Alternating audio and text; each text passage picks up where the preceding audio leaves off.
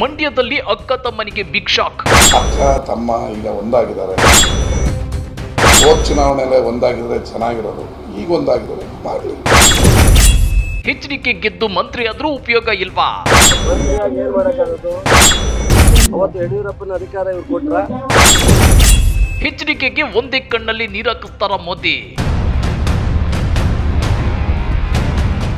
ಮಂಡ್ಯ ಲೋಕಸಭಾ ಕ್ಷೇತ್ರವನ್ನ ಗೆಲ್ಲೋದು ಮಾಜಿ CM H D. Kumaraswamy ಅವರಿಗೆ ನಿಜಕ್ಕೂ ಪ್ರತಿಷ್ಠೆಯಾಗಿ ಮಾರ್ಪಟ್ಟಿದೆ. ಈ ಕ್ಷೇತ್ರವನ್ನ ಗೆದ್ರೆ ಎಚ್.ಡಿ. ಕುಮಾರಸ್ವಾಮಿ ಅವರು ಕೇಂದ್ರದಲ್ಲಿ ಮಂತ್ರಿ ಆಗ್ತಾರೆ ಅಂತೇಳಿ ಜೆಡಿಎಸ್ ನಾಯಕರು ಮಂಡ್ಯದಲ್ಲಿ ಪ್ರಚಾರ ಮಾಡಿಕೊಂಡು ತಿರುಗಾಡ್ತಿದ್ದಾರೆ. ಆದ್ರೆ ಮಂಡ್ಯದಲ್ಲಿ ಎಚ್.ಡಿ. ಕುಮಾರಸ್ವಾಮಿ ಗೆಲ್ಲೋದೇ ಇಲ್ಲ. ಒಂದೊಮ್ಮೆ ಗೆದ್ದು ಇವರು ಕೇಂದ್ರದಲ್ಲಿ ಮಂತ್ರಿಯಾದ್ರೂ ಯಾವುದೇ ಪ್ರಯೋಜನ ಆಗಲ್ಲ ಅಂತೇಳಿ ಕಾಂಗ್ರೆಸ್ ನಾಯಕರು ಕುಟುಕುತ್ತಿದ್ದಾರೆ. ಅಷ್ಟೇ ಅಲ್ಲ, ಮಂಡ್ಯದಲ್ಲಿ ಅಕ್ಕ ತಮ್ಮನ ಆಟ ನಡೆಯಲ್ಲ, ಅಂಬರೀಷ್ ಅಭಿಮಾನಿಗಳು ಎಲ್ಲವನ್ನು ಸೂಕ್ಷ್ಮವಾಗಿ ಗಮನಿಸುತ್ತಿದ್ದಾರೆ ಅಂತೇಳಿ ಕಾಂಗ್ರೆಸ್ ನಾಯಕರು ಕುಟುಕಿದ್ದಾರೆ. ಹಾಗಾದ್ರೆ ಮಂಡ್ಯದಲ್ಲಿ ಎಚ್.ಡಿ. ಕುಮಾರಸ್ವಾಮಿ ಗೆಲ್ಲೋದೇ ಇಲ್ವಾ? ಗೆದ್ದು ಕೇಂದ್ರದ ಮಂತ್ರಿ ಆದ್ರೆ ಕೇಂದ್ರ ಬಿಜೆಪಿ ನಾಯಕರು ಕುಮಾರಣ್ಣನಿಗೆ ಒಂದೇ ಕಣ್ಣಲ್ಲಿ ನೀರಾಕಿಸ್ತಾರ? ಏನಿದು ಮಂಡ್ಯ ಅಖಾಡದಲ್ಲಿ ಅಸಲಿ ಲೆಕ್ಕಾಚಾರ ಅಂದ್ರ ಅದನ್ನ ಡೀಟೇಲ್ ಆಗಿ ತೋರಿಸ್ತೀವಿ. ಆದ್ರೆ ಅದಕ್ಕಿಂತ ಮೊದಲು ನಮ್ಮ ಚಾನೆಲ್ ಅನ್ನು ಸಬ್ಸ್ಕ್ರೈಬ್ ಮಾಡ್ಕೊಳ್ಳಿ, ಹಾಗೇನೆ ಪಕ್ಕದಲ್ಲಿರೋ ಬೆಲ್ ಬಟನ್ ಅನ್ನು ಪ್ರೆಸ್ ಮಾಡಿ. ಮಂಡ್ಯ ರಾಜಕಾರಣ ಅಂದ್ರೆ ಇಡೀ ಇಂಡಿಯಾನೇ ತಿರುಗಿ ನೋಡುತ್ತೆ ಅನ್ನೋ ಮಾತಿದೆ. ಅದರಂತೆ ಈ ಸಲವೂ ಮಂಡ್ಯ ಅಖಾಡ ರಂಗೇರಿದೆ. ಮಾಜಿ ಸಿಎಂ ಎಚ್.ಡಿ. ಕುಮಾರಸ್ವಾಮಿ ಕಾಂಗ್ರೆಸ್ ಅಭ್ಯರ್ಥಿ ಸ್ಟಾರ್ ಚಂದ್ರು ವಿರುದ್ಧ ಸೋಲ್ತಾರೆ ಅನ್ನೋ ಮಾತುಗಳು ಕೇಳಿ ಬರ್ತಿವೆ. ಅದಕ್ಕೆ ಕಾಂಗ್ರೆಸ್ ನಾಯಕರು ಕೊಡ್ತಾ ಇರೋ ಕಾರಣಗಳು ಒಂದೆರಡಲ್ಲ. ಅದರಲ್ಲೂ ಕಾಂಗ್ರೆಸ್ ಶಾಸಕ ರವಿ ಗಾಣಿಗ ಅವರು ಹೇಳೋ ಪ್ರಕಾರ ಈ ಸಲ ಮಂಡ್ಯದಲ್ಲಿ ಅಕ್ಕ ತಮ್ಮ ಇಬ್ರು ಒಂದಾಗಿದ್ದಾರೆ. ಕಳೆದ ಲೋಕಸಭಾ ಚುನಾವಣೆಯಲ್ಲಿ ಸುಮಲತಾ ಅವರಿಗೆ ಕಾಂಗ್ರೆಸ್ ಪರೋಕ್ಷವಾಗಿ ಸಪೋರ್ಟ್ ಮಾಡಿತ್ತು. ಆದ್ರೆ ಇದೀಗ ಸುಮಲತಾ ನಾನೇ ಗೆದ್ದೆ ಅಂತಿದ್ದಾರೆ ಅಂತೇಳಿ ಶಾಸಕ ರವಿ ಗಾಣಿಗ ತಿರುಗೇಟನ್ನ ಕೊಟ್ಟಿದ್ದಾರೆ. ಅಕ್ಕ ತಮ್ಮ ಅಲ್ವಾ ಮಾಡ್ತಾರೆ, ನಾವು ಯಾಕೆ ಅದ್ರ ಬಗ್ಗೆ ಮಾತಾಡೋದು? ಅಕ್ಕ ತಮ್ಮ ಈಗ ಒಂದಾಗಿದ್ದಾರೆ. ಹೋದ ಚುನಾವಣೆಯಲ್ಲೇ ಒಂದಾಗಿದ್ರೆ ಚೆನ್ನಾಗಿರೋದು, ಈಗ ಒಂದಾಗಿದ್ದಾರೆ ಮಾಡಲಿ. ಸುಮಲತಾ ಕೊಟ್ಟಿಲ್ಲ ಅಂತ ತಾನೇ ಹೇಳ್ತಾ ಇರೋದು, ನಾನೇ ಗೆದ್ದೆ ಅಂತ ಹೇಳ್ತಾ ಇದಾರಲ್ಲ. ಯಾಕೆ ಈಗ ಮುಗಿದ ಅಧ್ಯಾಯ. ಈಗ ತಮ್ಮನ ಪರ ಅಕ್ಕ ಇದ್ದಾರೆ, ಅವ್ರ ಚುನಾವಣೆ ಅವ್ರದ್ದು, ನಮ್ಮ ಚುನಾವಣೆ ನಮ್ಮ. ಇಷ್ಟಕ್ಕೆ ನಿಲ್ಲದ ಶಾಸಕ ರವಿ ಗಾಣಿಗ ಕಳೆದ ಲೋಕಸಭಾ ಚುನಾವಣೆಯಲ್ಲಿ ಸುಮಲತಾ ಅವರ ವಿರುದ್ಧ ಕುಮಾರಸ್ವಾಮಿ ನಡೆಸಿರೋ ವಾಗ್ದಾಳಿಯನ್ನ ಅಂಬರೀಷ್ ಅಭಿಮಾನಿಗಳು ಇನ್ನೂ ಮರೆತಿಲ್ಲ. ಹೀಗಾಗಿ ಅಂಬರೀಷ್ ಅಭಿಮಾನಿಗಳು ಈ ಸಲ ಕಾಂಗ್ರೆಸ್ ಪರ ನಿಲ್ತಾರೆ. ನಿಮ್ಗೆ ಗೊತ್ತಿರಲಿ, ದಿವಂಗತ ಅಂಬರೀಷ್ ಅವರು ಬದುಕಿರೋವರೆಗೂ ಕಾಂಗ್ರೆಸ್ ನಲ್ಲಿ ಇದ್ರು. ಕಾಂಗ್ರೆಸ್ ಪಕ್ಷ ಅಂಬರೀಷ್ ಅವರನ್ನ ಅತ್ಯಂತ ಗೌರವಯುತವಾಗಿ ನಡೆಸಿಕೊಂಡಿದೆ. ಅವರನ್ನ ಕೇಂದ್ರದ ಮಂತ್ರಿ ಮಾಡಿತ್ತು, ರಾಜ್ಯದಲ್ಲೂ ಮಂತ್ರಿ ಮಾಡಿತ್ತು.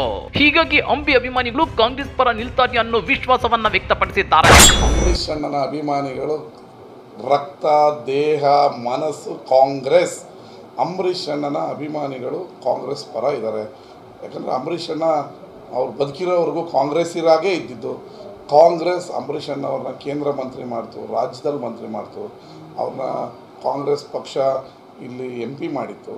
ಅದರಿಂದ ಅವರ ಅಭಿಮಾನಿಗಳು ಮತ್ತು ತಮ್ಮ ಅಕ್ಕನ ಪರ ಕಳೆದ ಚುನಾವಣೆಯಲ್ಲಿ ಏನೇನು ಮಾತಾಡಿದ್ರು ಅನ್ನೋದು ದಾಯಾದಿ ಕಲಹ, ಕುಟುಂಬ ಏನೇನು ಮಾತಾಡಿದ್ರು ಅನ್ನೋದು ಏನು ಮರ್ತೋಗಿರ್ತಾರೆ ಅಂಬರೀಷ್ ಅಣ್ಣನ ಅಭಿಮಾನಿ.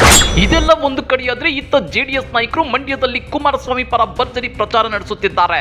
ಕಳೆದ ವಿಧಾನಸಭಾ ಚುನಾವಣೆಯಲ್ಲಿ ಜೆಡಿಎಸ್ ಕಿಂಗ್ ಮೇಕರ್ ಆಗಿ ಆಗುತ್ತೆ, ಕುಮಾರಸ್ವಾಮಿ ಸಿಎಂ ಆಗೋದು ಗ್ಯಾರಂಟಿ ಅಂತೇಳಿ ಹಳೆ ಮೈಸೂರು ಭಾಗದಲ್ಲಿ ದಳಪತಿಗಳು ಭರ್ಜರಿ ಪ್ರಚಾರ ನಡೆಸಿದ್ರು. ಅಷ್ಟೇ ಅಲ್ಲ, ಜೆಡಿಎಸ್ 123 ಸೀಟುಗಳನ್ನ ಗೆದ್ದೆ ಗೆಲ್ಲುತ್ತೆ ಅಂತೇಳಿ ದಳಪತಿಗಳು ಬಲವಾಗಿ ನಂಬಿದ್ರು. ಆದ್ರೆ ಕೊನೆಗೆ ಆಗಿದ್ದೇನೋ, ಜೆಡಿಎಸ್ ಪಕ್ಷ ಕೇವಲ 19 ಸೀಟುಗಳಿಗೆ ಕುಸಿದಿತ್ತು. ಇದೀಗ ಮಂಡ್ಯದಲ್ಲಿ ಕುಮಾರಸ್ವಾಮಿ ಗೆದ್ರೆ ಕೇಂದ್ರದ ಮಂತ್ರಿ ಆಗ್ತಾರೆ ಅಂತೇಳಿ ಪ್ರಚಾರ ನಡೆಸಲಾಗುತ್ತಿದೆ. ಆದ್ರೆ ಕೇಂದ್ರದಲ್ಲಿ ಕುಮಾರಸ್ವಾಮಿ ಮಂತ್ರಿ ಆದ್ರೂ ಏನು ಪ್ರಯೋಜನವಾಗಲ್ಲ. ಈಗಿರೋ ಬಿಜೆಪಿ ಮಂತ್ರಿಗಳಲ್ಲಿ ಪ್ರಹ್ಲಾದ್ ಜೋಶಿ, ಶೋಭಾ ಕರಂದ್ಲಾಜೆ ಅವರು ಏನ್ ಕಡಿದು ಗುಡ್ಡೆ ಹಾಕಿದ್ದಾರೆ. ಇವರಲ್ಲಿ ಕುಮಾರಸ್ವಾಮಿ ಕೂಡ ಒಬ್ಬರಾಗ್ತಾರೆ. ಒಂದೊಮ್ಮೆ ಕುಮಾರಸ್ವಾಮಿ ಕೇಂದ್ರದ ಮಂತ್ರಿ ಆದ್ರೆ ಪ್ರಧಾನಿ ಮೋದಿ ಮುಂದೆ ನಡು ಬಗ್ಗಿಸಿ ಕೈಕಟ್ಟಿ ನಿಲ್ಲಬೇಕಾಗುತ್ತೆ. ಇಷ್ಟು ಬಿಟ್ರೆ ಬೇರೇನೂ ಆಗಲ್ಲ ಅಂತೇಳಿ ಸಚಿವ ಚೆಲುವರಾಯಸ್ವಾಮಿ ಹೇಳಿದ್ದಾರೆ. ಅಷ್ಟೇ ಅಲ್ಲ, ಕುಮಾರಸ್ವಾಮಿ ಮತ್ತು ಜೆಡಿಎಸ್ ನಾಯಕರು ಯಾವ ಪಕ್ಷದ ಜೊತೆಗೂ ದೋಸ್ತಿಯನ್ನ ಹೆಚ್ಚು ದಿನ ಮುಂದುವರೆಸಲ್ಲ. 2018ರಲ್ಲಿ ಕಾಂಗ್ರೆಸ್ 80 ಸೀಟು ಗೆದ್ದಿದ್ರು, ಕೇವಲ 37 ಸೀಟು ಗೆದ್ದಿದ್ದ ಜೆಡಿಎಸ್ಗೆ ಸಿಎಂ ಸೀಟನ್ನ ಬಿಟ್ಟು ಕೊಟ್ವಿ. ಆದ್ರೂ ಕಾಂಗ್ರೆಸ್ ಜೊತೆ ದೋಸ್ತಿ ಉಳಿಸಿಕೊಳ್ಳಲು ಜೆಡಿಎಸ್ ನವರಿಗೆ ಸಾಧ್ಯವಾಗಿರ್ಲಿಲ್ಲ. ಇನ್ನ ಜೆಡಿಎಸ್ ನಾಯಕರಿಗೆ ಬಿಜೆಪಿ ಜೊತೆ ದೋಸ್ತಿ ಉಳಿಸಿಕೊಳ್ಳಲು ಸಾಧ್ಯವಾಗುತ್ತಾ ಅಂತೇಳಿ ಸಚಿವ ಚೆಲುವರಾಯಸ್ವಾಮಿ ಪ್ರಶ್ನೆ ಮಾಡಿದ್ದಾರೆ. ಮನೆ ತಕ್ಕ ಹೋಗಿ 37 ಸೀಟ್ ಗೆದ್ದವ್ರಿಗೆ 80 ಸೀಟ್ ಅವ್ರು ಮುಖ್ಯಮಂತ್ರಿ ಮಾಡಿದ್ರೆ ಉಳಿಸ್ಕೊಳಕ್ಕಾಗಿಲ್ಲ. ಏನು ಇವ್ರ ಜೊತೆ ಉಳಿಯಕ್ಕಾಗತ್ತಾ? ಎಲ್ಲ ಆಗದೇ ಇರೋ ಕೆಲಸ. ಇವ್ರಿಗೂ ಅವಶ್ಯಕತೆ ಇತ್ತು, ಅವ್ರಿಗೂ ಅವಶ್ಯಕತೆ ಇತ್ತು ಅಂತ ಮಾಡ್ಕೊಂಡಿದ್ದಾರೆ. ಈ ಚುನಾವಣೆ ಆದ್ಮೇಲೆ ಅವರ ಮೈತ್ರಿ ಮುಂದುವರಿತೆ ಇಲ್ಲ ನಿಮಗೂ ಗೊತ್ತಾಗುತ್ತೆ. ನಿಮ್ಗೆ ಗೊತ್ತಿರಲಿ, 2007ರಲ್ಲಿ ಬಿಜೆಪಿ ಮತ್ತು ಜೆಡಿಎಸ್ ನ 2020 ಸರ್ಕಾರದಲ್ಲಿ ಮೊದಲ 20 ತಿಂಗಳು ಸಿಎಂ ಆಗಿದ್ದ ಕುಮಾರಸ್ವಾಮಿ ಆನಂತರ 20 ತಿಂಗಳು ಯಡಿಯೂರಪ್ಪನವರನ್ನ ಸಿಎಂ ಮಾಡೋಕೆ ಒಪ್ಪಿರ್ಲಿಲ್ಲ. ಆಗ ಯಡಿಯೂರಪ್ಪನವರನ್ನ ಕೆಟ್ಟದಾಗಿ ನಡೆಸಿಕೊಂಡಿದ್ರು.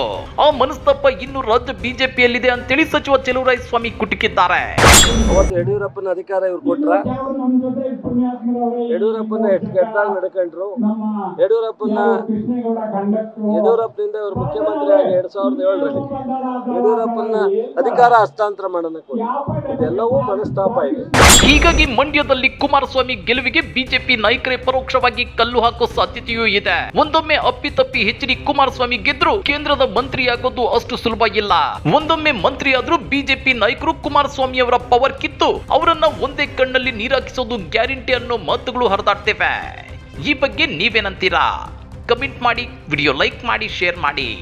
ಇಂಥ ಮತ್ತಷ್ಟು ರೋಚಕ ರಾಜಕೀಯ ಸುದ್ದಿಗಳನ್ನ ಮಿಸ್ ಮಾಡದೆ ನೋಡಬೇಕು ಅಂದ್ರೆ ನಮ್ಮ ಯೂಟ್ಯೂಬ್ ಚಾನಲ್ ಅನ್ನ ಸಬ್ಸ್ಕ್ರೈಬ್ ಮಾಡ್ಕೊಳ್ಳಿ.